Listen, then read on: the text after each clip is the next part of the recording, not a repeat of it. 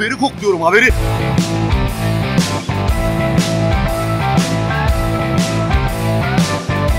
Haber. Pardon. Merhaba arkadaşlar, merhaba. Yepyeni bir içerikle birlikteyiz. Bu içeriğimizin adı Pardon Haber. Haberin, gündemin kalbinde olacağız ve haberlerin arasından bir yılan gibi süzülüp onları değerlendireceğiz. Birlikte yorum yapacağız. Tabii ki sizler de yorumlarınızda bu benim yaptığım yorumların üzerine yorum yapacaksınız. Hemen haberlere geçiyoruz.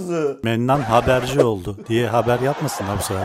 Mennan muhabir oldu. Mennan ana haber sunmaya başladı. Evet, haberimize hemen geçiyorum. Nereye geçiyoruz? Dolara geçiyoruz. Dolar biliyorsunuz 9.40 falan şu anda yani. Amerika isterse dolar 10 liraya çıkarsın, 20 liraya çıkarsın. Karşılığında alacak adam bulamadıktan sonra ne yaparsa yapsın elinde patlar o dolar. Yani vatandaş olarak gidip dolar almadıktan sonra, ihtiyacım yoksa dolar almadıktan sonra elinde patlayacak. Kimse bana satacak onu da. Yani bu doları dönüp dolaşıp Türkiye'deki Türk insanlar bana satacak.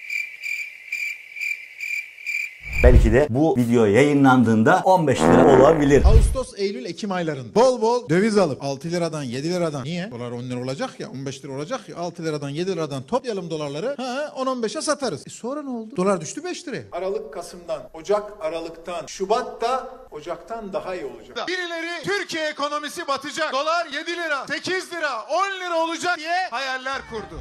Yıllarca başımızın belası oldu çıktı arkadaş. Dolar, sen kimsin ya? Sen kimsin arkadaş? Kimsin sen ya? Nankörsün sen ya. Dolar nankörsün sen ya. Arkadaşım biz ne yaptık? Doları TL'ye çevirdik. Bakın geçmişte ne demişiz? Allah seni inandırsın. Bak ben inandıramıyorum. Allah seni inandırsın. Bizim çocuğun Star Wars koleksiyonu var. Bizim alamadım. Ben Star Wars koleksiyonunu komple TL'ye çevirdim.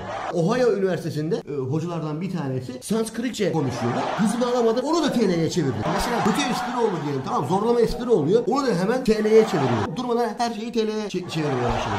Ben de şey oldu, bu otomatik hale geldi. Bu çok güzel bir davranış şekli yani. Ya ben şimdi müşahede altındayım. Altına girdim. Müşahede altındayken de altını TL'ye çevirmeye başladım yani. Doları TL'ye geçirdik, olmadı.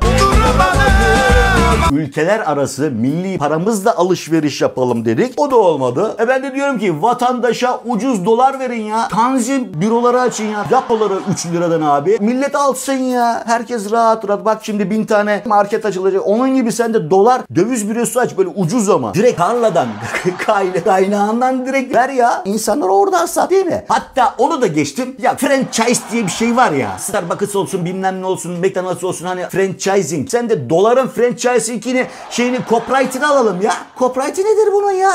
Yani copyright'ini alalım, biz burada satalım ya. Tanzim ofislerinde, bürolarında falan. Ya hadi geçtim ona da. Ya bırak, ne copyright'ini alacağız arkadaş? Ne copyright'ini alacağız? Parayı kim buldu? Lidyalılar buldu. Lidya nerede? Türkiye'de. Yani demektir ki paranın kaynağı biziz arkadaş. İstediğimiz gibi paraya basarız biz. Dolarda basarız, euroda basarız, bon basarız ya. Squid Game ya. Sen benim topuma kurban olasın, bastığım yerler. Squid Game'i biz basarız, istediğimiz kadar vonumuzu basarız. Biz niye Squid Game yapamıyoruz? Bizim niye vonumuz yok? Bizim niye vonumuz yok? Hakkımız ya. Para bizden çıkmış arkadaş ya. Para benden çıkmış. Paramızla sözümüzü geçiremiyoruz ya.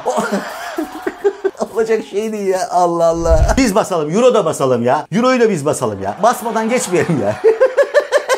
Basa tek tek sekerek gidelim ya biz. Yok, insanı zorla bastırıyorlar yani. Basacağız abici. Biz basacağız. İstediğimiz para biz bastıktan sonra yerli milli oluyor zaten, değil mi? Vermek geri.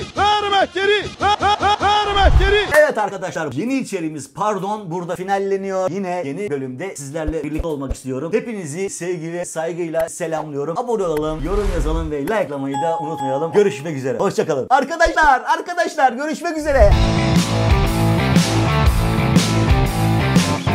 Haberi kokluyorum, haberi.